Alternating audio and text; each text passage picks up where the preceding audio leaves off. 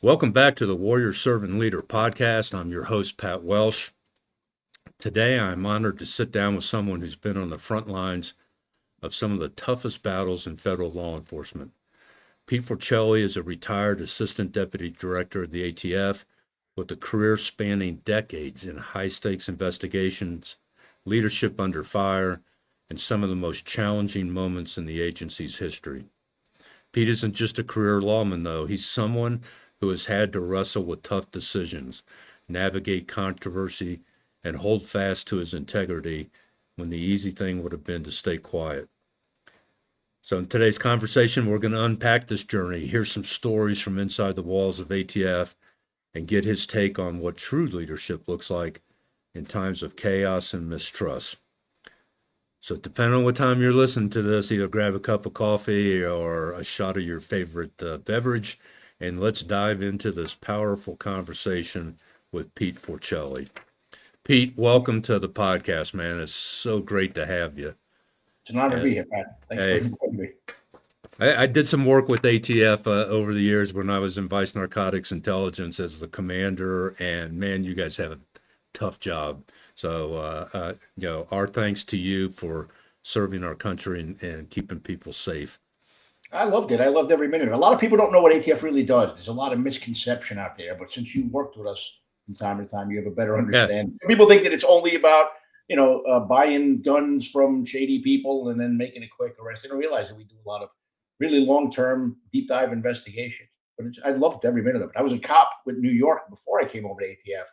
And I, I'll be honest with you, I enjoyed the work at ATF more than I did working in New York City as both a police officer and a detective. And my last 5 years there, I was actually a homicide detective, and I still found the work at ATF to be more rewarding. oh, wow. That's awesome. I've done, I did a case at ATF. It was a kind of a joint task force, ended up picking it up. DEA, ATF, FBI all kind of got involved in it. And it touched the Jamaican posse in Harlem on heroin trafficking in Dayton, Ohio, of all places. Wow. And oddly, I actually ended up getting a written commendation from Louis Free himself Hmm. and it was Yeah. just a know nothing traffic stop that the guy had three burner phones on him, clone phones, and uh, and it turned into this massive. So, uh, yeah, a lot of fun. The crossover between the federal agencies and local law enforcement has uh, been very good, or was in my career. So I'm glad you're here today. Hmm. Um, so you rose to Assistant Deputy Director ATF. What drew you from going from, the elite NYPD, back in the day, to a federal law enforcement agency like ATF? Oh, that's actually an easy one. I spent 5 years roughly in the homicide squad, and one of the last cases that I had that went to the state, which was the Bronx County District Attorney's Office, was the beating of a 4-year-old child named Joseph Dauphin. Joseph was mentally handicapped, and he was being babysat by his stepfather, and he soiled himself. And the stepfather changed Joseph, and then Joseph soiled himself immediately thereafter. And the guy went into a rage and beat the kid to death. Like, how dare you crap yourself twice? And that year, we started this program in the Bronx called Operation Trigger Lock, which we were working with ATF and we were working with other federal agencies as well. And the premise of Operation Trigger Lock was to charge people who had been previously arrested with firearms that were felons and take them to the federal system because in Bronx court, they were averaging, and this is a multiple felon, mind you, not just somebody who had one minor felony under their belt. Because in New York, like to tout itself as we have the strictest gun laws in the country and mandatory minimum 1 year. That's if you're convicted of having a gun. Well, they pled almost everything out. So you'd have 3-time felons getting 45 days in prison, right? Yeah, the attempted possession. They would plead guilty to attempted possession, even though they would be caught with the gun. It was easy, just get the case off the ADA's desk. Hmm. With Trigger Lock, we were averaging 4 years. So Joseph Dauphin, and this is for a one-time felon, mind you. So Joseph Dauphin, the murder goes to trial, and the defendant got 4 years for murdering a 4-year-old kid. And I was looking at all the cases I had worked, and I enjoyed being a detective. I loved the job. And I was looking at the impact I could have as a federal agent, where we were taking these people, they were getting 4 years. Now, the only way out from under that 4 years, as you know, would be to cooperate. And they Mhm. were giving us all kinds of crazy information that we would then run down because we didn't just take their word at face value. We had to prove what they were saying was true. Yeah. So we were building racketeering cases. We were building continuing criminal enterprise cases. We did this one big case somebody wrote a book about called the sex money murder case, where we put the leader of that gang in prison for life plus 105 years. I was an NYPD detective working these federal cases. And the Yeah. writing was on the wall. Like, why would I continue to work in the Bronx with this revolving door of justice when I can leave the NYPD? I had 15 years in at this point and go to work in the feds because I really enjoyed the work and it was just very similar, but it had a lot more impact. So in May of 2001, the very end of May, I left the NYPD and got sworn in, started with ATF on June 4th of 2001 and worked as an agent in New York for years, doing pretty much the same work that I was doing as a homicide detective, but only with the tools that come along with proffers and the things that happen when someone's actually charged and wants to get out from under a heavy sentence. So it was almost like this feeling of empowerment to work as a Fed because you could take the case to the next level because you didn't have to worry about prosecutors pleading things out. Now that's because I worked with the U.S. Attorney's Office for the Southern District of New York, who were just, I mean, they were very, very aggressive. They put in the hours. I mean, there was no doubting that they were just as valuable a partner in cleaning up the streets of New York City as anyone else back in the 90s and early 2000s. But that's why I left. I just felt like I could have a better impact and be a better investigator having those tools at my fingertips. Wow. What's the tough, and I want to say, where I'm going to eventually end up. So we're going to save that conversation for a little bit later. But notwithstanding the events in Fast and Furious, what's the toughest case as an ATF agent that really impacted you? Uh, and let me do it by kind of an analogy. When our homicide squad, one of the toughest cases they had to deal with was a lady got whacked out on dope and she put her infant child in a microwave and hit start. And yeah, it just you just can't imagine that. No. You ever have that kind of case in your experience with ATF? We had case like I worked this one case. It was a home invasion robbery case. It started as a single defendant case, and then as we proffered that individual, they talked about home invasion robberies that they did.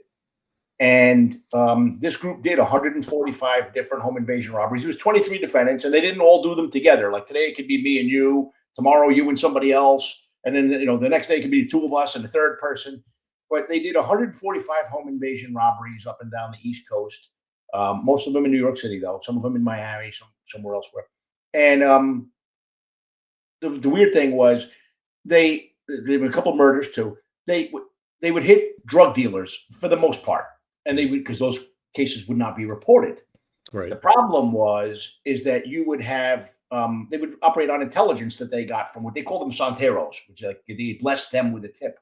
These were people who were usually drug mules who would say, "Hey, I know where they're stashing drugs," but every now and then these people would give the wrong information.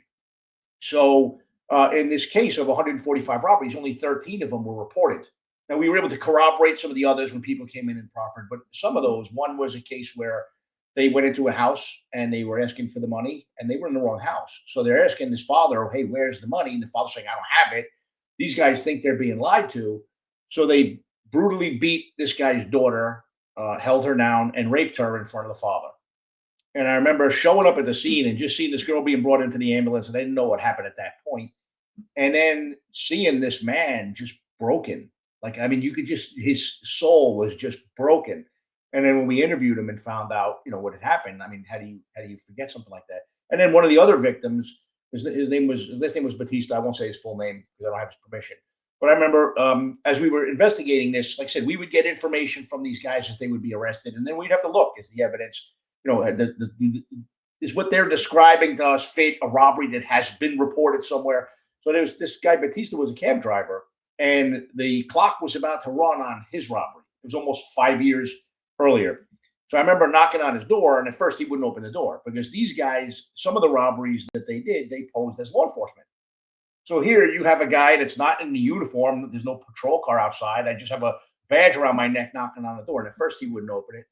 And then he called the police. The police show up. And then now he sees that we're with legitimate police officers. He opens the door. And I remember this gentleman turning around and walking us into his living room. And during the proffers, the defendant talked about how they tortured him by burning him with an iron on his back. And where's the money? Again, he had no money. So as we walk behind him towards his living room, you see on his back several perfect impressions of an iron, like that you would use to here 4.5 years later. So you figured that this poor man was tortured in his house for just being in the wrong place at the wrong time, because the people that gave these drug robbers tips gave them bad information. So that case really bothered me, because here you think when you're in your house, that's the place where you feel most secure, right? And here you see these people rob 145 different apartments or businesses. And granted, a lot of them were drug dealers and didn't, not that they deserve to be robbed, but the ones where they went into the wrong place, the violence was unconscionable. And it's funny because you mentioned something. There was one proffer on that case that dovetailed into another case where we mentioned it. Nearly blew my mind when you said it. But this guy, his nickname on the street was Barbershop Chuck. And he talked to us about a robbery he was involved in, where a similar scenario. They were in an apartment, they're getting the wrong information, and there was a newborn baby in the apartment, and they took the baby and they put the baby in the microwave, and they kept pushing the buttons, asking the parents, where's the money? Where's the money? They never pushed start. Thank God. So the baby wasn't injured, but just the concept of putting a child in so it blew my mind when you said that. Putting a child in a microwave is something so foreign to most human beings that it's unconscionable. So there were those, and then there was one. There was a case in Queens. It was on Father's Day, the year I started, and it was a case where someone started a small arson outside of a paint store, right? Not even in the store, and the fire spread under the door to this paint store, gigantic, an entire block in Queens.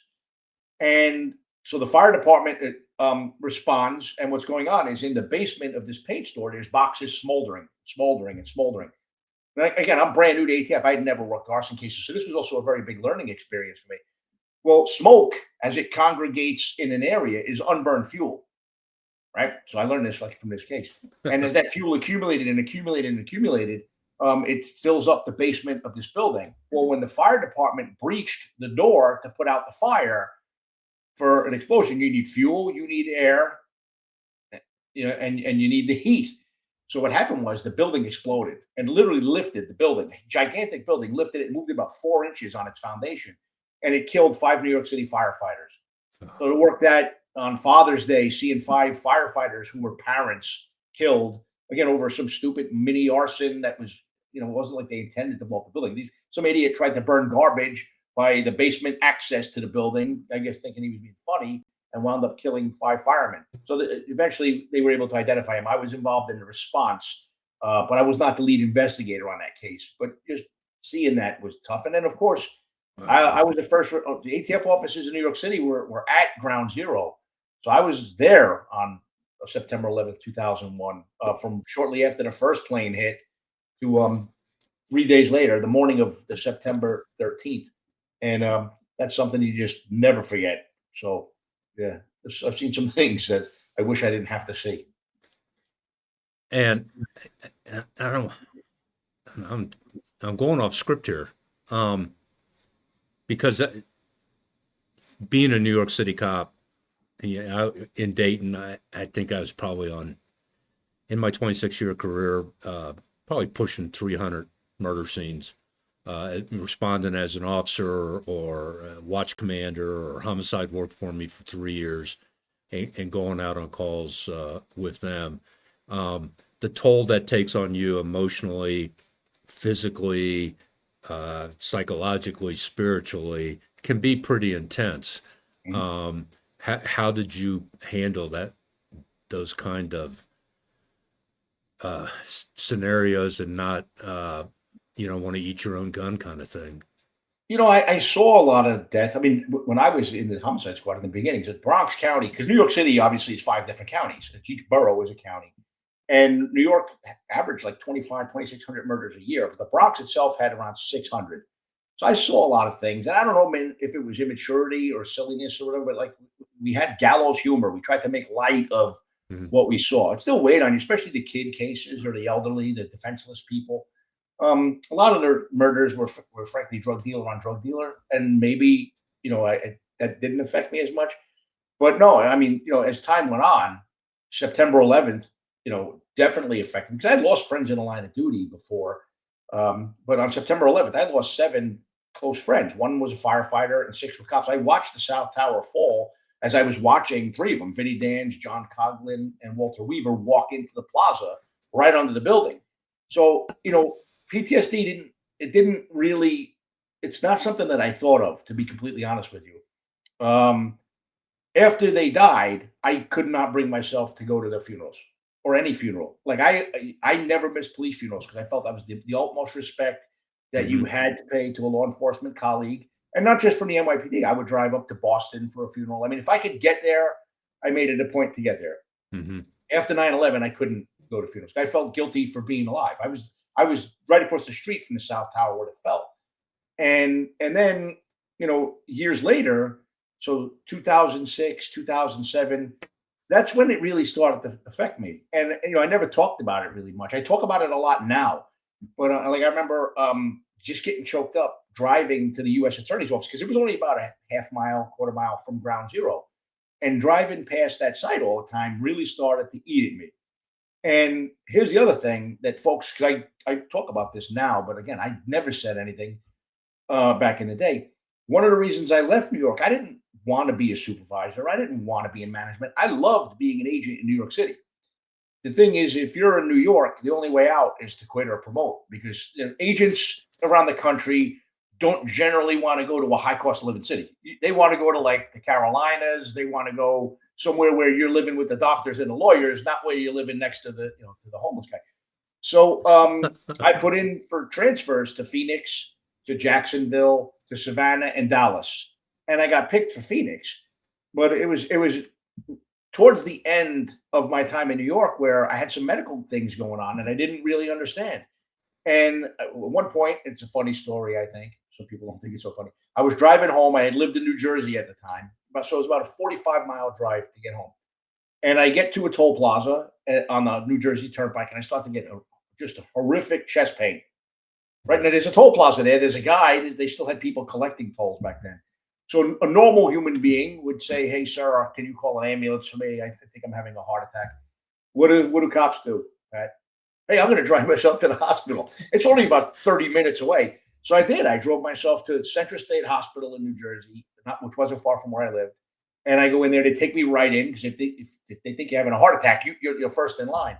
They put all the electrodes on me. They took my blood. I didn't know this at the time, but they could tell by the markers in your blood if you've had a heart attack or not. And they quickly tell me you didn't have a heart attack. And they're asking me questions. Some of the questions involved ground zero. And then finally, the nurse was very nice, and so was the doctor. They asked me, "Do you think you might have PTSD? We think this could be physiological Mhm. manifestations." And I wasn't rude to them because that's not my nature to be, a complete ass.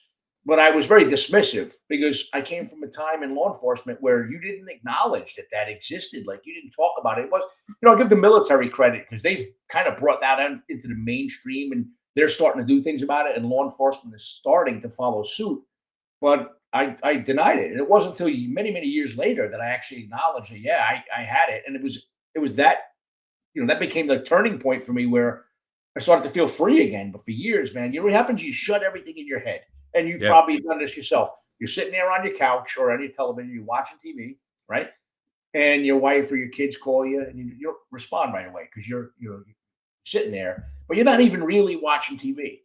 You're in your own head, just thinking about stuff that you saw or cases Yeah. going on.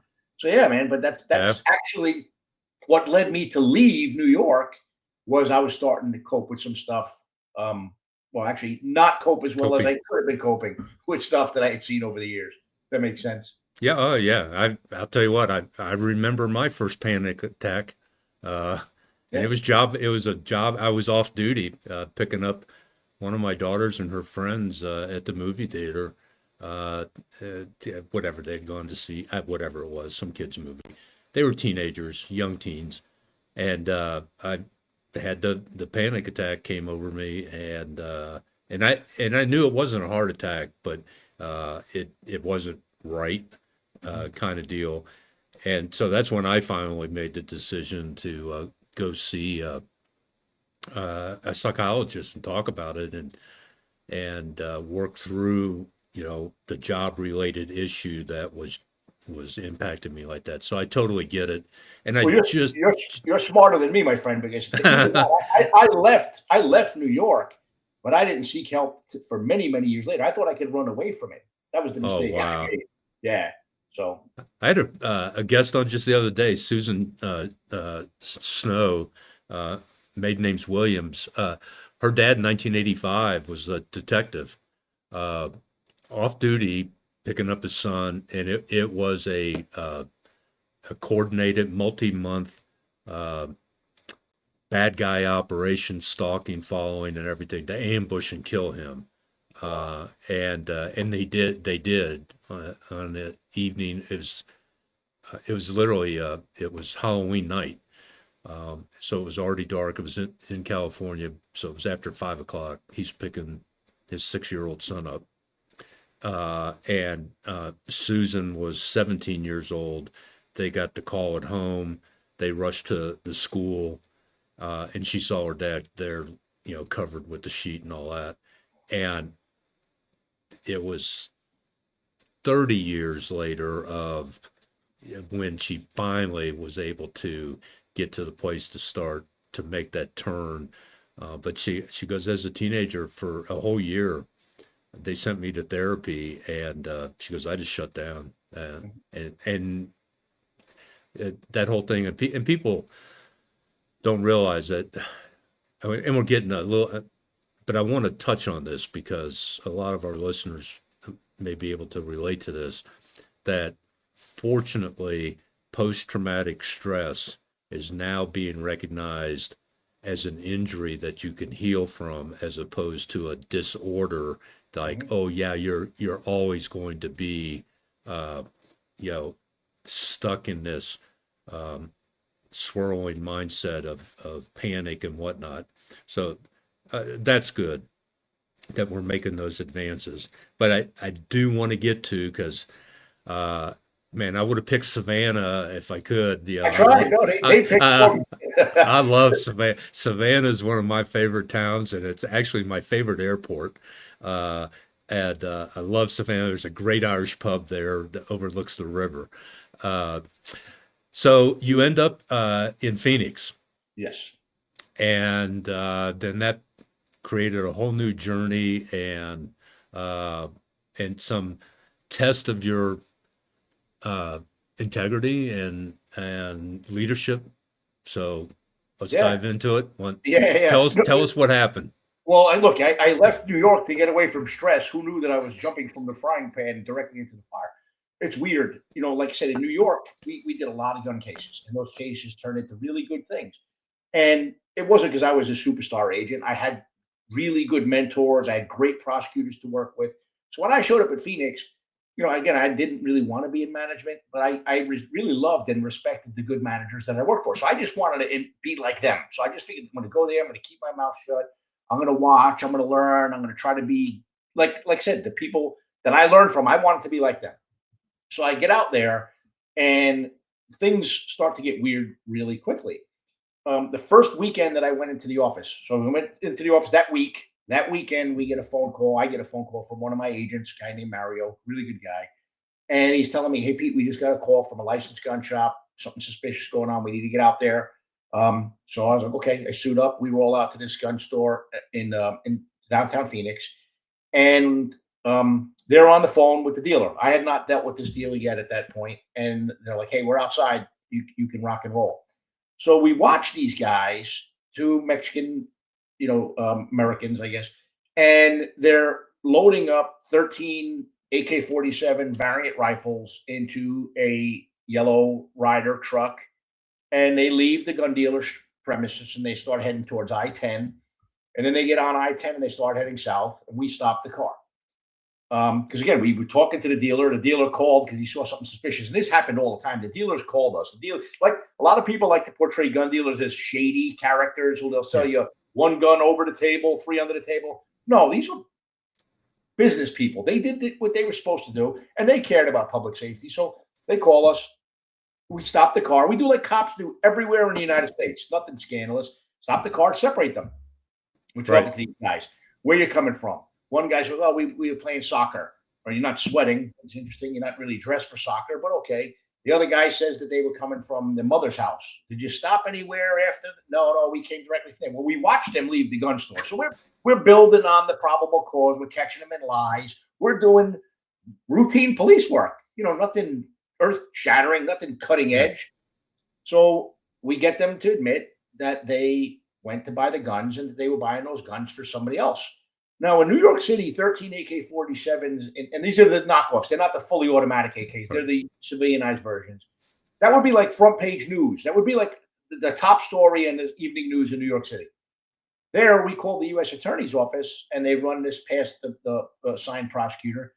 And his response was, "Well, that's a good case. Hey, good job. Let them go. We'll indict it. Just bring us the paperwork. We'll talk about it."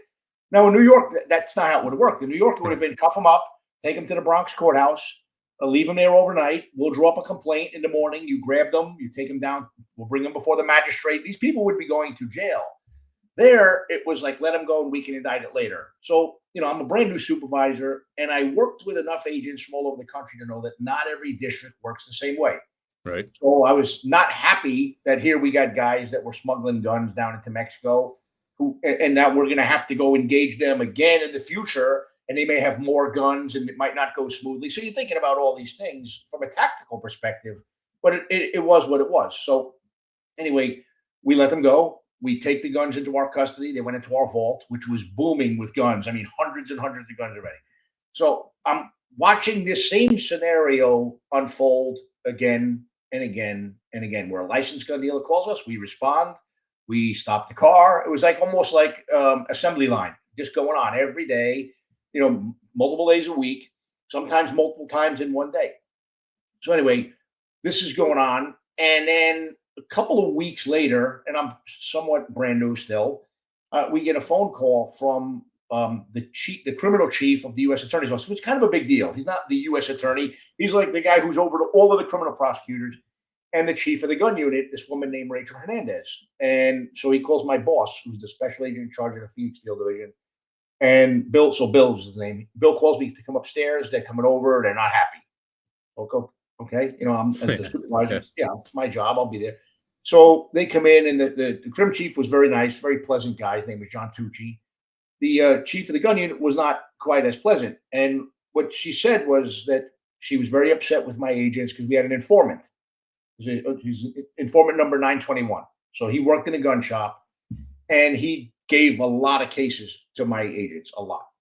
So Rachel said that she was blackballing him from being used, and that any cases that he had brought over would be done with, and that we would never use him again for anything.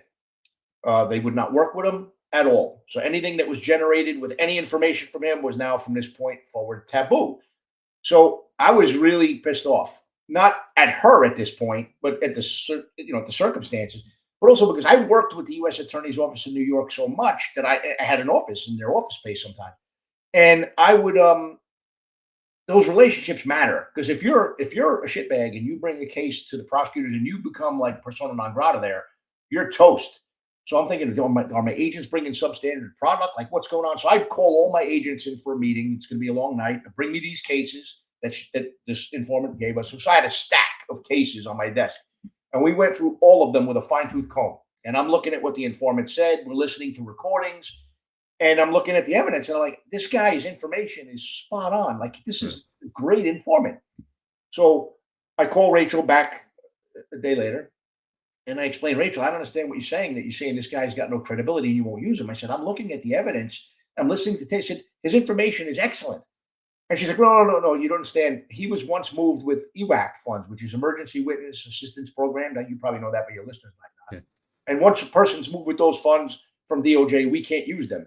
And I was like, I never heard that. And in Southern District of New York, they worked a lot of mob cases. Yeah. We worked these Albanian robbery crew cases, Dominican robbery crews. We moved people all the time. So, but I wanted to make sure. So I call the victim witness coordinator, Wendy, from Southern District, and I asked her, Wendy, are we allowed to use these people? Is there a DOJ policy that says we can't? She's like, no, Pete, not at all. She goes, at trial, you might have to explain why this guy got that money, because sometimes, the lawyer's going to say that you're buying their testimony. She goes, but no, you're good to go. She goes, but you know what? Call Main Justice. Here's the number of the national coordinator and just run it by them. And they say the same thing. So I call Rachel back again. And she tells me at this point, well, you know something? He wears too many gold chains, too much jewelry. A jury is not going to relate to him. Maybe you're not listening to me. He's done. We're not taking any cases. So now I have roughly 20 cases involving firearms being trafficked to Mexico that go right out the window. She's not going to work them. So I was like, we have to basically get rid of those cases. Mind blowing. So then, exactly. So now we got all of these cases waiting to be prosecuted. We'll get to that later. And now we have some cases that included some of those that she decides they're not going to prosecute. So a couple more weeks go by. And my agents, Mario Atencio and Billy Medina, are waiting in front of my office with a newspaper article. And they don't look too happy. So I asked them what's going on. They go, let's sit down. And they show me this article. And what happened was, in a town that's about 42 miles south of the Arizona-Mexican border, there is a town called Cananea. In Cananea, there's a shooting where 21 people are killed. 4 of them are Mexican police officers. 4 other Mexican police officers are taken out of that town, brought into the desert, and beaten and left for dead. And one of the guns found at that scene was purchased in Arizona less than 48 hours earlier. Now, when we look at a gun purchase, if a gun shows up at a crime scene and it's purchased like retail purchase from a store, less than 2 years earlier, we'll give it a look. You know what I mean? If it's really close time to crime is what we call it. We may go interview the person that bought it at the gun store and say, hey, what happened with this gun? Sometimes they sold it. Sometimes it was stolen, but we're going to follow up on it. 48 hours is unheard of. So anyway, the reason they're pissed off is they went and found the trafficker, rather the straw purchaser, who's the person that buys the gun, smuggle it.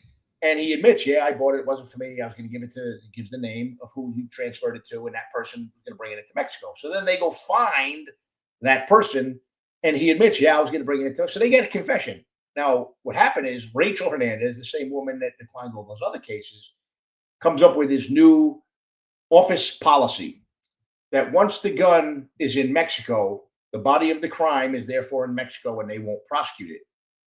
Well, the reality is the body of the crime, what the charges is for lying on that form. Right? Form 4470. We have the original form in hand.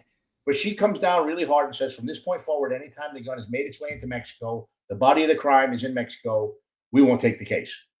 Now, the weird thing is, when the dealers didn't call us, because straw purchase is an act of deception, right? So when something fishy would happen, the dealers would call us. But when that person was successful, like they're a good criminal, and they deceive the dealer, sometimes we didn't find out until the gun would be recovered in the crime scene, very often in Mexico. So it wasn't like we were helping the gun get there. The gun would wind up there. We would find out about it, and we would go and identify who purchased it, try to make a case.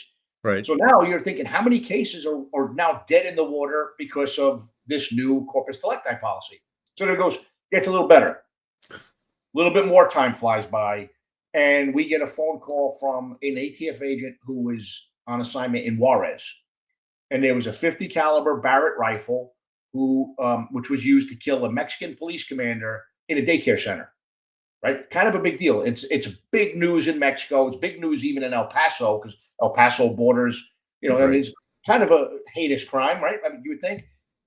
So the same thing. We identify the person who had purchased that gun. This kid named Victor Varela. He was young. He's like 21, 22 years old. And we do some research on him, and we find out that he had a network of people who were buying these Barretts and looking for other guns as well, and smuggling them directly to the Juarez cartel. And his uncle was somehow tied to the cartel. So we take this case and we present it to one of Rachel's subordinates, this guy named Emery Hurley, and instantly we're told, hey, you know the drill. These guns are in Mexico. The body of the crime is in Mexico. We're like, hey, we got confessions. We actually introduced an undercover. They want to buy a gun that we want to sell. Nope. The original case, once the body of the crime is in Mexico, we're done. So kind of at wit's end with the U.S. Attorney's Office. So we formulate this relationship at this point with the Arizona Attorney General's office, who never prosecuted a gun case, right? But I went to them saying, hey, man, can you help us? Because a lot of these straw purchase cases involve multiple counties. So these guys would go to Yuma, buy a couple of guns, drive up to Flagstaff, buy a couple of guns. So when you had the various counties involved, they didn't want to fight over jurisdiction. Right. But the Attorney General's office, I figured they cover the whole state. Yeah. Which was amazing. And to their credit, they hear what's going on. And so I sat down with them, like, do you have a gun unit? Can you help us? And they're like, well, we don't have a gun unit. And I'm like, oh, shit. So then, and this was people that focused on like mostly financial crimes, you know? Yeah. But they're like, hey, this is serious enough that we need to help you. So I explained so I was like, well, when can we start? They're like, we can start right now. So we wound up taking that Varela case to the Arizona Attorney General's office, right? We get a warrant. He gets charged. State charge there doesn't carry much time. It should have been a federal case. The beauty of that is it makes international news, right? Yeah. The U.S. Attorney's Office gets a call from Maine Justice saying, hey, why wasn't this case taken by you guys? They get mad at us for taking the case to the state when they declined the case. Yeah. Right? But fast forward a little bit more. There's a case involving a licensed gun dealer, right? Now, I said the dealers were our allies. They were our friends. There was another licensed gun dealer called Excalibur Arms. It was run by this guy named George Nedosian. It was on the west side of Phoenix. I forgot the name of the town, but right on the border. And he was coaching straw purchasers on what to say if they got pulled over. He was filling out forms for them in advance, handing guns to traffickers, knowingly giving guns to traffickers. So we built this really big case on this guy, George Nedosian. We had Phoenix undercover police detectives doing buys. He was telling them how he filled out the form for other people. I mean, it was a really good case. So we present that case to the U.S. Attorney's Office, and lo and behold, well, most of the guns are already in Mexico. We're not going to take this case. Now, this is a dirty dealer who, when we actually executed the search warrant on his store, it admitted to us in his post-Miranda confession that about 1,000 of his guns are in Mexico, and he was aware of it and really didn't care. He goes, well, it's in Mexico. Who really cares? It's Mexico. Declined. So around this point, we're getting into 2009. So I'm dealing with 2 years of this nonsense, right? Wow. Phoenix becomes the capital of the United States for home invasion robberies and kidnappings because the Mexican cartels were bringing their methodologies into the United States. And my work, if you remember, in New York was largely home invasion related. So what happened is my group gets repurposed. We're now the home invasion group. No one else in Phoenix had worked home invasions. And they stand up a brand new group to work the Mexico-bound firearms trafficking cases. That's Phoenix Group 7. One of my agents, Hope McAllister, goes to that group. The rest are agents that came from all over the country. Most of them had never worked the Southwest border, never worked cases involving the cartels. So it was kind of interesting to see how that was going to work out. But, that's their business. So as time goes on, every week we would have these supervisors meetings where all the different group supervisors would meet with the special agent in charge and the 2 assistant special agents in charge. And we start to hear about one case out of this new group, Group 7, where they have 600 firearms that they've identified that have been made their way south. So my initial thoughts were this was another George Nedosian case where they went in there, they did an analysis of business records, and then historically in the past, those guns were trafficked. Now they're going to do proactive work. So, which was what we did. Yeah. But as weeks would progress, that 600 would turn into 900, 1,100, 1,200. So finally, we started asking questions to the assistant special agent in charge, this guy named George Gillette. I had a different ASAC. His name was Jim Needles. He was great. And then the special agent in charge who ran the whole Phoenix field division named Bill Newell. He's like, hey, man, are you guys stopping these cars? Why are these numbers going up? And I was told, hey, Pete, mind your business. We're doing something different. And I'm thinking, okay, I'm not thinking that they're letting guns right off into the sunset. I'm thinking something's going on. I don't pretend to know everything about law enforcement. Is there some new technique? Do we have people working for us south of the border? I didn't know at this point what's happening. The numbers go up and up and up. And now, like I said, we're focusing on the home invasion stuff. And then we had another case that was started around this time in Yuma, where there was another guy named Jean-Baptiste Kingery who was driving around the southwestern United States acquiring grenade hulls, inert grenades. They're not training grenades, basically, but there's no powder, no detonator, nothing in them. Inert grenade hulls, but lots of them. So we start looking at him, and we're focused. Other than that, we're focused on Southwest, the home invasion robberies. Yeah. So the numbers continue to climb and climb. The prosecutor on Operation Fast and Furious is this guy named Emory Hurley. Right? Rachel Hernandez had moved on to a higher position in the office, as you can imagine. Now, Emory Hurley also is going to be the prosecutor on this grenade case. So at one point, Jean-Baptiste Kingery gets stopped crossing the southwest border at the San Luis port of entry with 114 disassembled grenades hidden in his tires. Yeah. So to stop him, they X-ray the vehicle. That's how he got caught. So now when they see all of these disassembled grenades and tires, they don't know, are some of these live or some of these, they don't know they're disassembled at this point. So they shut down the port. The bomb squad comes, they cut the tires open. It's a big deal. And the cartel people are on the other side of the border watching this. So Kingery comes in and he confesses to us that, yeah, I've been making grenades for the Sinaloa cartel. I think I've made about 800 so far. I turn them into live grenades. He explains how he puts the explosive material in there. He was making fuses out of 223 shells where he put the fuse in, crimp it, so the fuse would burn, a hobby fuse, inside of the 223 round. And then once it burned far enough, it would protrude out of the round. So the thing I would never want to pull the pin on one of his grenades, mind you, but he was making them. He also confessed that he was taking the AK-47 variants that are, like I said before, semi-automatic rifles from here and the AR-15 rifles, and he was turning them into full automatic machine guns down there. So after this confession, we're told by Emory Hurley to let him go, right? We need to build a case. We need to build a case. I'm actually calling the U.S. Attorney's Office in New York that was doing cases on the Sinaloans to say, hey, can you adopt him into your case? He's helping the whole cartel. And they considered it if we can get like one wire transfer coming through New York, or if we ordered some parts from their, because they needed venue, they needed jurisdiction. Right. There weren't any. So we continued to look at that. Meanwhile, the numbers keep going up on the Fast and Furious case, same prosecutor. So anyway, in December of 2010, a Border Patrol agent named Brian Terry is patrolling Peck Canyon looking for drug robbers. Brian Terry gets shot in the back by a drug robber, bleeds out, right? One of the guns that's found at the crime scene comes back to that case that Phoenix Group 7 was working, which was called the Jacob Chambers case. But the agents in that group nicknamed it Operation Fast and Furious because the straw purchasers all drove those really fast little souped up Japanese cars. So that's why the actual case name was Jacob Chambers et al., but the nickname was Operation Fast and Furious. That's what all the agents, that's what the prosecutors called it. So, right now you got a dead Border Patrol agent. The gun gets traced at the scene. So then we're at a subsequent meeting where the same people that are talking about the numbers going up and up and up, where Bill Newell, the head of the Phoenix office, comes in and explains to us that, hey, one of the agents in that group, a guy named John Dodson, who I knew in passing, didn't really care for, he's a bit of a wise ass, but that John had reached out to Senator Grassley's office and explained that they were letting guns walk. And at this point, Bill's like, we did not let any guns walk. John's a liar, but the U.S. Attorney's Office is very unhappy with him. My advice is to stay away from John because he's going to find himself indicted. And I'm just sitting there at this meeting, right, thinking to myself, wait a minute, all of these cases of gun traffickers that we brought to the U.S. Attorney's Office, right, to indict, virtually no one got indicted, right?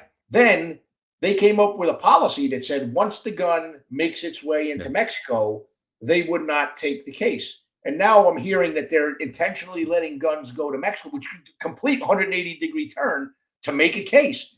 So I went home very upset, obviously, hearing this, knowing that one of these guns also was used to kill a Border Patrol agent.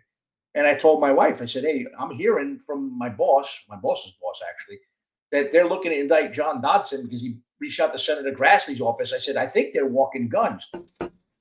I said, I think I need to tell Grassley's office that John's not full of shit. And my wife looks at me dead in the face and says, well, if that's going on and you don't tell them, then you're not the guy you married. You better tell them. Wow. So the following morning, I get on the phone and I call a number, and a guy named Brian Downey answers the phone. And I explained, listen, I understand that, you're being told by ATF and by Eric Holder and by the U.S. Attorney in Arizona that ATF never walks guns. Well, I'm here to tell you that I believe they are. And if you give me a subpoena, I'll tell you everything that you want to know. And lo and behold, it came. Yeah. So it was interesting. That was the beginning of a very interesting couple of years for me. And we talked about this offline. I mean, that story, and I call it Paul Harvey, kind of moment. The rest of the story. Yeah, I've been in law enforcement arena since 1982, and I've never heard that full behind the scenes story of what happened. So that's fascinating. But it also reminds me, and I touched base with you before we jumped on the air. Is man, this sounds an awful like something that happened to a friend of mine by the name of Jay Dobbins, and the ATF eats its own, trying to protect themselves and falsely accuse people of and threaten them with prosecution and whatnot, to save face or to cover up some of their own misconduct. And I know you didn't know Jay personally, but you guys uh, uh, find yourself find yourself in similar circumstances.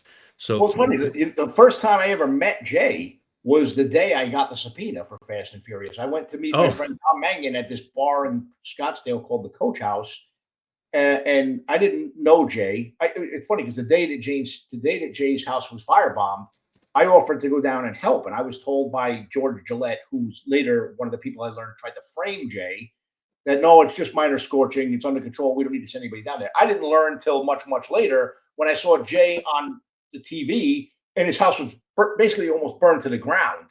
So, I mean, that guy lied to me, and to many other people.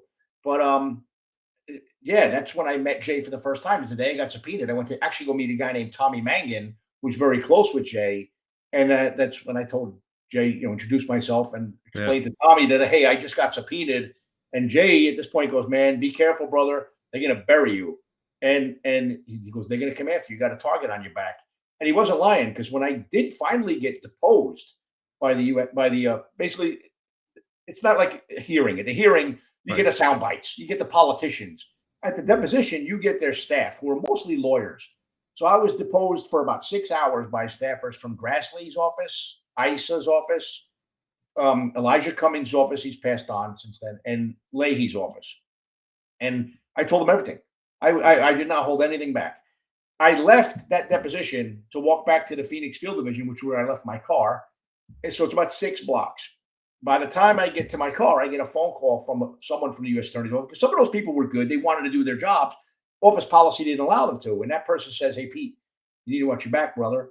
And I was like, what's going on? And he said, well, everything you said in that deposition, which was supposed to be confidential, was relayed directly to the United States Attorney, who's President Obama appointee, Senate confirmed, Dennis Burke. I was like, okay, I guess I got a problem. I got a mark on my back now, right? It was a day later, I get a call from another assistant U.S. attorney who said, hey, man, we need to talk. We really need to talk. So I went and met him at a coffee shop right downstairs from the ATF office, and he slides an email across the desk to me. He goes, you need to read this. And I can almost quote it verbatim, but it was from Dennis Burke to every employee of the United States Attorney's Office for the District of Arizona. And it said, anyone encountering Pete Forcelli, comma, even if it's him having coffee with his family on the weekend, comma, is to report it to me through your chain of command immediately. Yeah. But Pat, I never, other than arguing with them over not taking cases, I never, and those were not like heated fighting, they were Yeah. arguments. I was advocating for my people. I never had any allegations of misconduct or anything. So all of a sudden now you're going to keep tabs on my movement even on the weekend, and it went downhill from there. So, but yeah, speaking truth to power comes with Consequences. of course, yeah. So what eventually happened? I mean, what? Uh, Well, the case with the guy with the grenades. Eventually, we continued to investigate him. Same prosecutor, mind you. So he's now under the gun for dropping the ball on Fast and Furious. He then tries to turn around and say, well, no, ATF didn't want to arrest that guy. In fact, I think they wanted to use him as an informant. And I was the one that was fighting. So then they were trying to say that I was lying, because Emery, of course, he's not going to say he's lying. So thank God, during that investigation, thank God, because in Fast and Furious, they were not talking to the ATF office in Mexico at all. We have agents down there. They were not talking to Mexican law enforcement at all. Thank God, in the Kingery case, I was talking to Mexico. Has their internal security organizations, kind of like their CIA. is called CSEN. We were meeting with CSEN.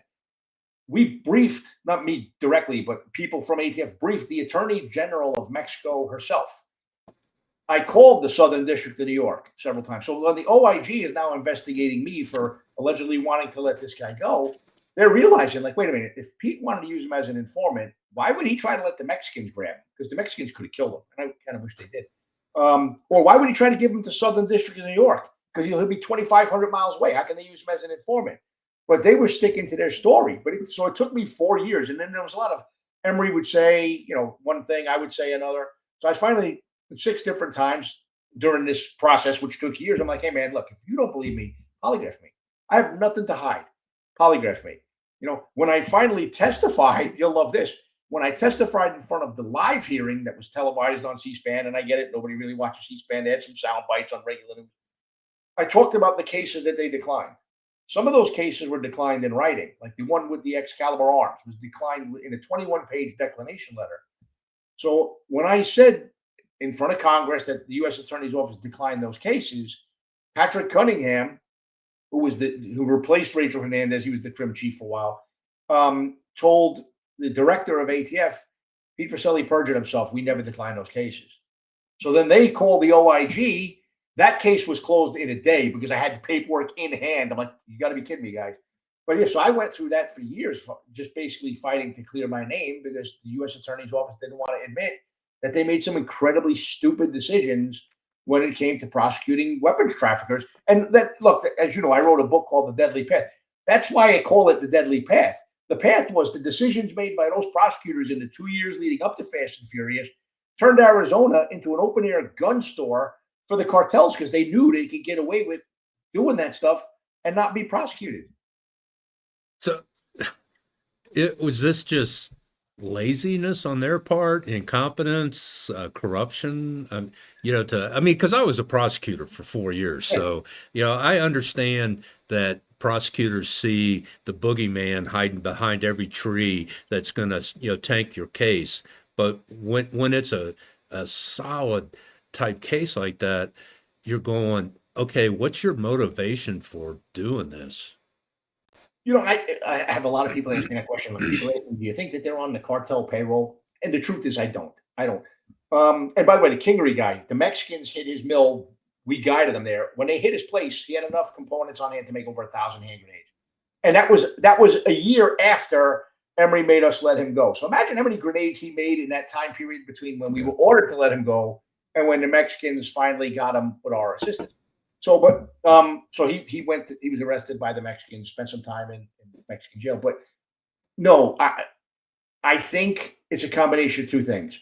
They were incredibly lazy there, and they were afraid. I used to joke about it, but it's not funny. They were afraid to go to court. They were afraid to take cases to court. Mm-hmm. And it's weird because, again, I spent a lot of time working with prosecutors in New York, and some of those people I still talk to. I left New York almost 25 years ago. The home invasion cases in Phoenix, those went to trial. And I would watch the lawyers get slapped on, and I would see the judges. The judges weren't unreasonable. The judges were really upset with the Phoenix prosecutors because they were unprepared for court. Mm-hmm. But how do you get good at court? You get the reps in. So, that's why in New York, they never said no to anything because a low-level gun case gets you in front of the magistrate or in front of the judge. Yeah. You have suppression hearings. It gets you in there, gets you the reps. In Phoenix, a lot of these prosecutors, they look like they'd never set foot in a courtroom. So they love to have the title of Assistant United States Attorney, talk about how much more money they made than the poor Maricopa County prosecutors. But when it came to the work, they didn't work anywhere near as hard. And the other sad part is I would see some prosecutors that would come over from the Maricopa County Attorney's Office, and they'd be like thrilled, like, wow, we made it to the big time. We got a raise. We got to work federal cases. Yeah. And then you would talk to those folks 2 weeks, 3 weeks, 2 months later, and they were beaten down because they weren't allowed to do anything. It was the office's policies stymied justice. I don't know how else to put it. Stymied people going to jail, stymied keeping people safe. So it was an incredible thing to see. But yes, it took 4 years for the OIG because they move at a glacial pace to close out the investigations, and I could go back to being, to basically having a career. But I stayed in the fight. I wasn't going to fold up my tents and let them steamroll my reputation. Wow. So how'd you end up at the assistant deputy director of ATF? With that, what seeming with that kind of baggage that you're Well, carrying around, you you know, know? I'm glad you asked me that question because, I know one of the things that you're passionate about is leadership, right? Yeah. One thing I want to mention back when I got that subpoena, what happened was they took out the entire Phoenix Field Division command staff. And for a short time, a gentleman named Tom Brandon was dropped in to be the special agent in charge. Former Marine, very, very polished guy. He was the special agent in charge of ATF's Detroit Field Division before that. When I told Tom that I got subpoenaed, Tom didn't like what happened. Most of ATF didn't know what was really going on or didn't like it. Tom, because he came out, he spoke to people, he found out what was happening.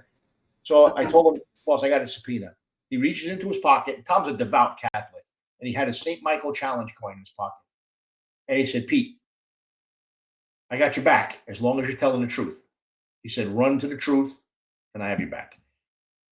He kept his word, right? So now, while I was fighting for my reputation, and eventually wound up going up to Canada for a couple of years, they figured, stick him up there. There's no news cameras. Right? It was actually a great experience. I love the cops up there. By the time I came out of Canada, we had a new director, B. Todd Jones, African-American gentleman, former Marine Corps colonel, a true leader. And Tom became his deputy director. So when I came out of Canada, had finally cleared my name, I come back, I was a GS-14. So I was a first line supervisor still in Canada. And they pull me into a room. They go, we want you to take over all of our leadership training. And my answer to them was, no, I'm not an academic. I'm not your guy. I'm an operational guy. So the first they took my answer of no as okay, and then I get another call and it's the same conversation. Like, we really want you to take over. And I was like, well, I don't understand. They go, look, what you went through is kind of a unique experience and people respect what you went through and they don't trust our leadership because they do these viewpoint surveys.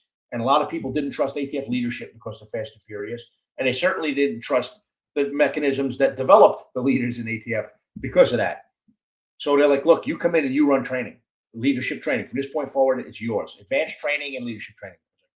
All right. You don't say no to the director twice. So they promoted me to a GS-15 position.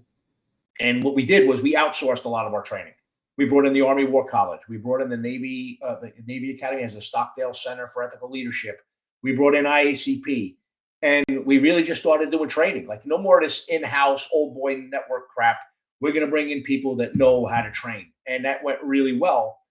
And then about a year into that assignment, they asked me to go down to the Miami Field Division because there was some issues down there where the leadership was, they called it the North Korea of ATF. They were just like oppressive.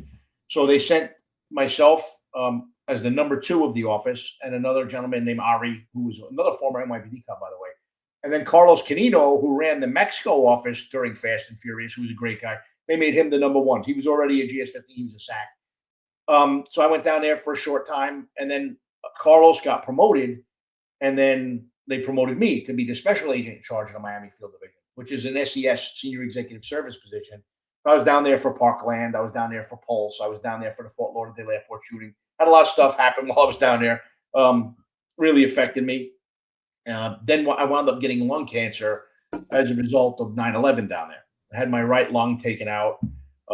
Just for some reason around that same time, Tom Brandon said, hey, man, I'd really like you to come up to headquarters. You'll be closer to the 9/11 health program. We need someone with your experience to come up to the building anyway. You've seen enough. Maybe they thought I was bad luck down in Miami with all these. We had two Category 5 hurricanes and 3 mass shootings. So that's how I wound up going up to headquarters and becoming deputy assistant director, was the just the circumstances. But look, I what never escapes me is that a lot of people who step forward and blow the whistle, they're run out of their jobs. They're run out of their careers. And not only did I survive, I promoted. And, one thing I'll say to the end, because Tom, he left the ATF about 2 years before I did, Tom Brandon, he kept his word. And look, he couldn't really fight for me because he wasn't in Phoenix. He wasn't there to see what I saw, but he absolutely gave me the space to fight for myself. And as you know, a lot of times they're like, hey, man, you're just going to sit there and take your licks and shut the F up and get steamrolled. And I did not sit there with my mouth shut. I was very vocal. I was going to the media. I'm not going to let them muddy my reputation on TV or in the news or anything without saying my piece. So he gave me the space to do that. So I mean, to me, that's true leadership. What he did in letting me and having my back when it wasn't Hmm. politically smart to do that is real leadership. Wow. And I can really appreciate that because I had a deputy chief that tried to get me criminally indicted, and it was all over. I had five of my guys were TFOs at DEA, and they Huh. were they were pulling duty weeks and not getting compensated. So nine a.m. Monday morning to 24/7 until 9 a.m. the next Monday morning, you were the duty agent, and if a call came in on or off duty, it went to you first. And their sergeant came to me, and I was the commander over in narcotics. Um, Said, "Hey, the guys haven't been getting compensated for doing the extra duty stuff." And I'm like, "Well, what do they want?" Because I was a contract negotiator, with the FOP for sergeants and lieutenants, being the lawyer and all that kind of stuff. I'm like, "Oh, this is clearly a violation of contract. So what do we need to do?" And and we addressed it, and it was working really well for 18 months. And then this particular deputy chief got a case of the butt hurt or whatever, and sicked internal affairs on me, and then went to the DA's office and all sorts of stuff. And long and short of it is, I was exonerated of everything. Um, Once we went criminally, the DA goes, pound salt. This is a contract issue. So I got administratively charged, and they it was so bad that the deputy chief was the hearing officer, and that's the person that ordered the investigation in the first place. And my hearing was less than 3 minutes long, and I was found guilty. And then and then Kangaroo court. yeah, uh, and then I get this. It was on Good Friday. I get a phone call from our union attorney, and she says, "Pat, the city's giving you, or the department's giving you the option on your discipline for the finding of guilty." I said, "Well, what is it?" She goes, "Well, um, take a 30-day suspension, forfeit your right to appeal it, or you're going to be fired." And so I said, "Well, that's not much of a choice, but I'll call you back." So I called my wife, told her, "Hey, here's the outcome, what they're saying." She goes, "What do you want to do?" I said, "I want them to fire me, and I'll fight it, and I can go practice law full time or do whatever in the interim, if I lose the job with the police department." So I call our attorney back, the union attorney. I go, "Tell him to fire me." And she goes, "Are you sure?" And I said, "Yeah, my wife said it's okay." And so she calls me back about a half hour later, and she goes, "Well, the attorney for the city wants to think about it for a couple of weeks." So 2 weeks later, they call and, "Hey, take a 30-day suspension, forfeit your right to appeal it, and if you don't, we're going to demote you." And I told them, tell them to KMA, and do what they got to do, and I'll do what I got to do. So I got a 10-day suspension. I appealed it, and won. And and one of the things that and what I hear you saying, and I really appreciate you talking that your boss there was the challenge coin with St. Michael. Uh, that My challenge coin on the back of it, it says, "Always strive to do the right thing at the right time, the right way, and for the right reasons." And I hear in your leadership story and the way you're conducting, how you conducted yourself, that was your moral compass. I'm gonna do the right thing at the right time, the right way, and for the right reasons, regardless of the personal cost to me. And I find that is almost a rarity in leadership today. I mean, look at what we're going through right now with the government shutdown and all that. And ego and greed and agendas seem to rule people's attitudes and behaviors. What's your advice to people that are already on the job, whether it's local civilian law enforcement, federal law enforcement? Um, I mean, what's your advice when it comes to when you are placed in those positions of your moral compass is taking a big hit? Well, it's weird, and it's a good question. Like there were other supervisors in Phoenix. I wasn't the only one. They were Hmm. there. There were people who were there before me. They just kind of like watched. You know, um, I look at it differently. I liked my group. I liked the agents. I wasn't close with all of them. I was close with most of them. Some of them had their own things. They weren't exactly hard chargers. They made every kid's football game and all that stuff. But I would watch them come to work every day and never be successful, not because of them, not because they failed, but because the system failed them. Like the things that I was able to do in New York because I had prosecutors as partners, I would watch them not succeed at because they could never get that court order that they needed or that proffer because the U.S. Attorney's Office folks didn't have time for them. So to me, it was really demoralizing. And then I look back at like some of the great bosses I had over the years, guys who I would have walked through fire for because I genuinely loved them, and I didn't want to let them down. Like if I failed them, that would have hurt me more than whatever failure I could have had from the operational perspective. You know what I mean? Yeah. Um, that's what it was. It was like I didn't want to let people down, and that's why I did what I did. And then I also was blessed to learn. Like, I was a young cop when I started, and some of the guys who taught me the job were around in the Serpico days. These were old men, and yeah, and they took the time like to take this kid who had nothing in common with them and teach him. And I felt like I'd be failing those guys too. Like it just it was that's what really made me do it. It wasn't like this good versus evil thing per se. I guess maybe in another way it was that, but it's just like I felt like that I had a responsibility, and it wasn't to me or to my ego it was to so many people along the way. Plus the role. If you're a leader, how do you not stand up? That's why I never hated the guys that were out there with me that didn't step up. Their lives were a lot easier afterwards for not stepping up. But it was just like I got to look myself in the mirror, and how do I betray the agents that work for me? How do I betray the trust of those old timers that taught me the job and the leaders that truly led that I loved? That is really what I thought of at that time. Wow. So how do you, I'm going to switch gears a little bit here, is how how do you, I don't want to say motivate it, but how do you as a leader, and whether it's you have the bars, stars, and stripes, the positional leadership, or that you are simply, hey, he's a hard charger. I respect him. In my eyes, that's the kind of agent I want to be like. And you don't have any supervisory responsibility with respect to that person, but you are impacting and influencing them by how you conduct yourself.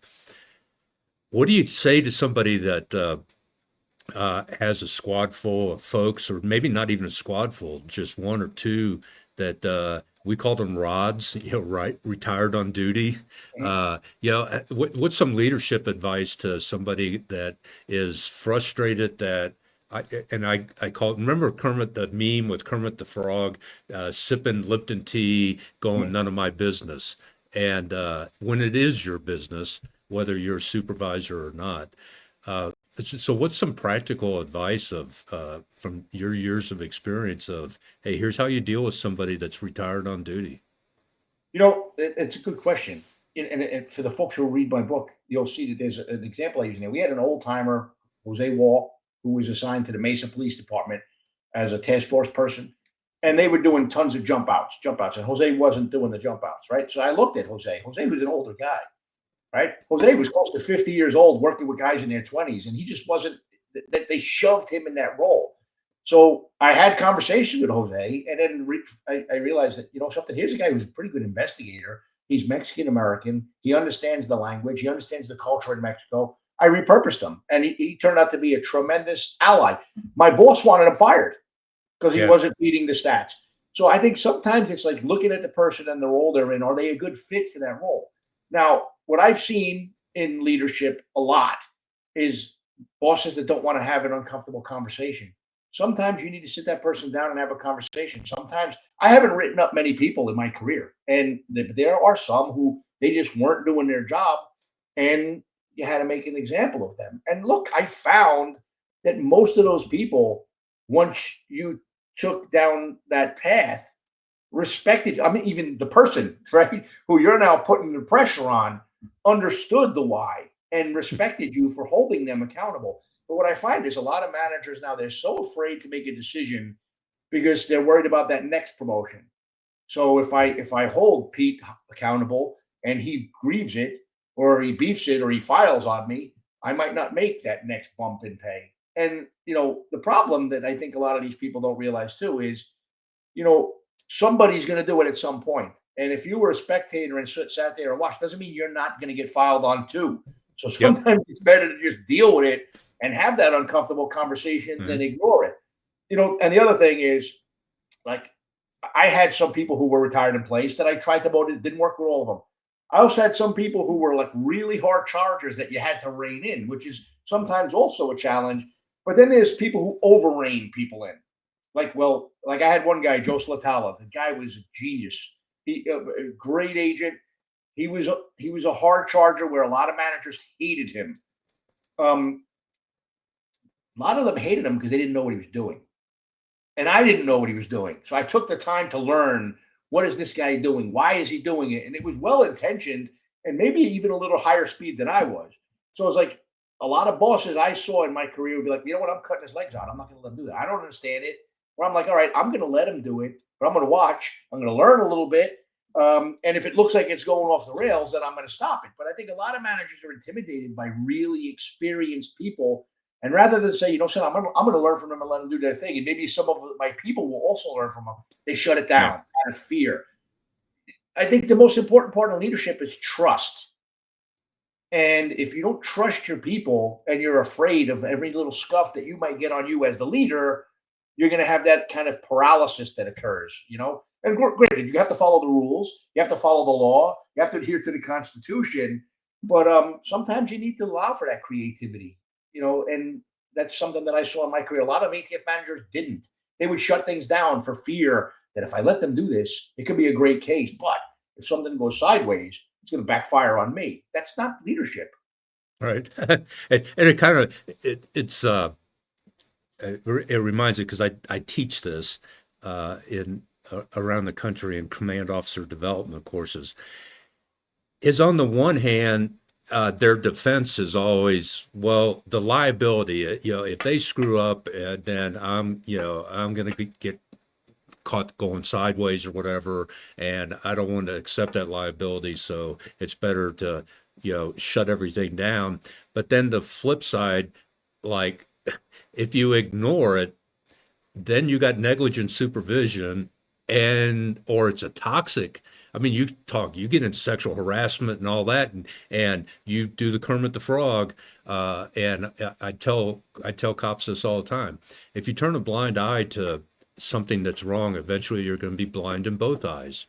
Yeah. And if you are in a supervisory position and you're turning a blind eye, if you thought the liability you might face for letting someone think out of the box and maybe do things a little bit differently, as long as it was legal and constitutional, you just don't like it, um, is you're going to have a really rude awakening when you're named second on the list in the lawsuit for negligent supervision, negligent retention, negligent hiring, all those kinds of things. So don't throw the liability card at me to justify your inaction if you're not going to also accept the liability for your own failure to act. Sure. Well, to take no action in our profession is an action, right? Yeah, I mean, yeah, yeah. let's go back to our main topic of discussion here: Operation Fast and Furious. Some of the agents in that case, the reason they took some of the tactics that they took and utilized them was they did not want to have a gunfight in a car stop, right? So it's like, well, why stop the car and ask the questions? We can just document, get license plate, we can build this information and put the pinpoints on maps when these guns are recovered in Mexico. Okay, well, first off, it's kind of really, you're kind of a sick person if you're kindly allowing people to get shot in Mexico to put a pin on a map in the first place. But what about when you don't stop that car and it's used to shoot some rather Arizona state trooper, or Mhm. that gun isn't smuggled to Mexico and it's used in a crime here? Like, we never ever allowed a gun to ride off into the sunset, not because we had a problem with guns, because we knew who they were going to. They weren't going to target shooters and hunters. They were going to criminals, right? Yeah. So, but there were people who felt like, hey, we shouldn't be stopping cars. We're not in marked vehicles. We don't wear uniforms. And that was their thing, was, their fear of liability was the car stop itself. Wow. No, I totally get it. Man, I'll tell you what,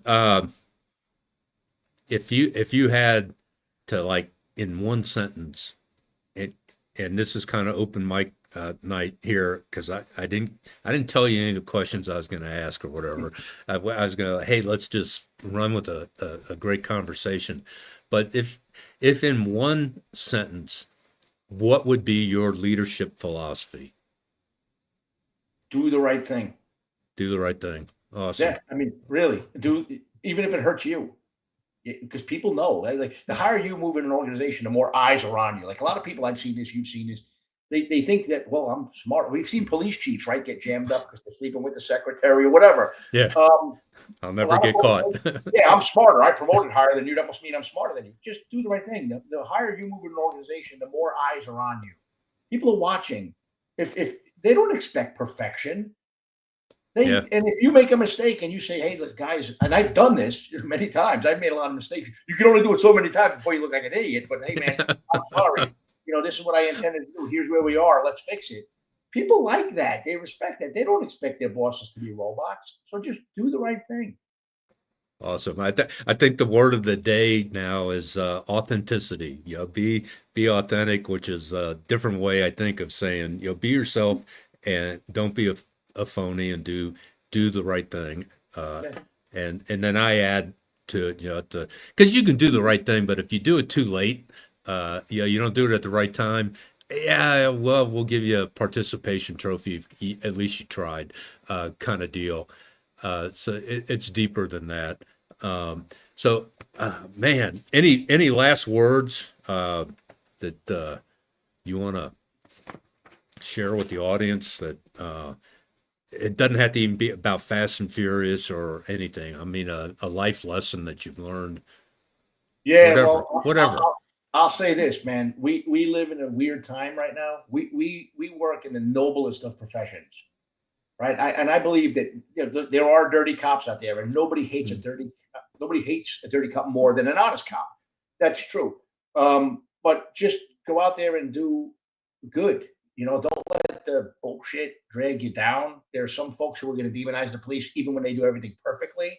That shouldn't stop folks from trying and not being afraid to make mistakes. Just be proud of the work that you do, because it's just so vitally important to public safety. Don't let the nonsense get to you, and just be safe and take care of yourselves.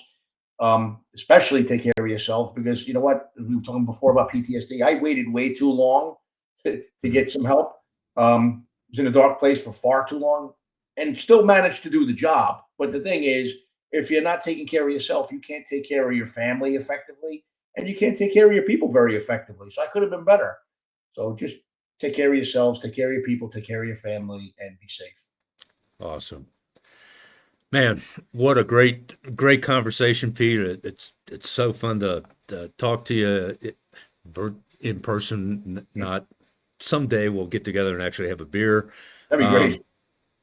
so what you've shared today, and I'm wrapping this up, is there's a lot to take away from your experiences, your journey, from standing firm in your values, leading with courage and commitment when the stakes are high, or even highest. When you're talking about, like you did, what you're doing, folks, is you're getting other people killed because of your fear or inaction. Um, is is a great testament to leadership. So, to everybody out there, as I always share with you, if you found today's episode inspiring for yourself, that's great. If you know somebody that needs to hear this, share it with them. And before we sign off, Pete, I forgot to give you the opportunity. How can people reach out to you if they want to get your book, or maybe just, have a conversation about, hey, dude, I'm going through the same thing, and I can really relate to you, and I'd like to bounce stuff off of you if you're willing to, Sure. have those conversations. How can people get a hold of you?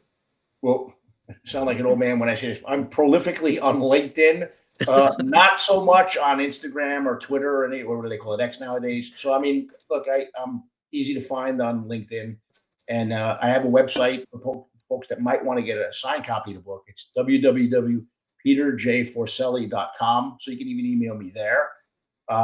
But yeah, like I said, the book's on Amazon too. If you want to get a quick audio book or something like that, and I explain everything that we talked about today with a lot more detail. But if you're in a dark place, man, don't sit there and stay there. Get help. Yeah. Talk to clergy. If you can't talk to your department, the departments have come a long way. There are organizations out there that help law enforcement. But Yeah, do what you absolutely. need to do. And it's only because, like, I can butcher names and everything. Spell your last name so people. Okay. Yeah. Forcelli. Uh, Forcelli is the right way to say it. all right, Pete, it's such a pleasure to have you on. Thanks for joining us today. And to all our listeners, until next time, keep leading with courage, humility, and faith, and always, always strive to do the right thing at the right time, the right way, and for the right reasons. Until next time, love you and be safe out there.